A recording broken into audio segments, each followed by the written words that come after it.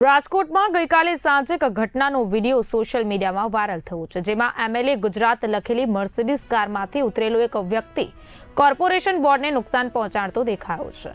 Video બનાવનાર પરેશ જોશીએ media સમક્ષ જણાવ્યું કે હું વોકિંગ કરી રહ્યો હતો ત્યારે આ ઘટના બની। કાર રિવર્સ લેતી વખતે બોર્ડ સાથે અથડાઈ અને કારમાંથી ઉતરેલા વ્યક્તિએ બોર્ડને મૂળમાંથી ઉખેડવાનો પ્રયાસ કર્યો। મેં આ ઘટના રેકોર્ડ કરી જેથી લોકોને પણ ખબર પડે કે આવા હલચાલે તે સરકારી પ્રોપર્ટીને નુકસાન પહોંચાડી શકે છે।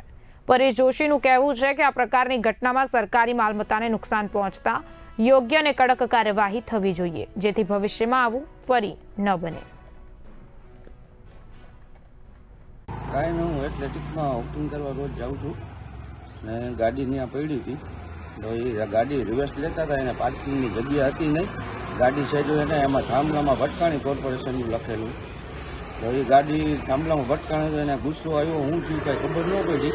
એમએલએ લખેલી ગાડી હતી, ગાડીમાંથી ભાઈ ઉતર્યા અને આખું બોર્ડ તોડવા માંડ્યા। હેતુ શું હતો તમારો વિડીયો ઉતારવાનો?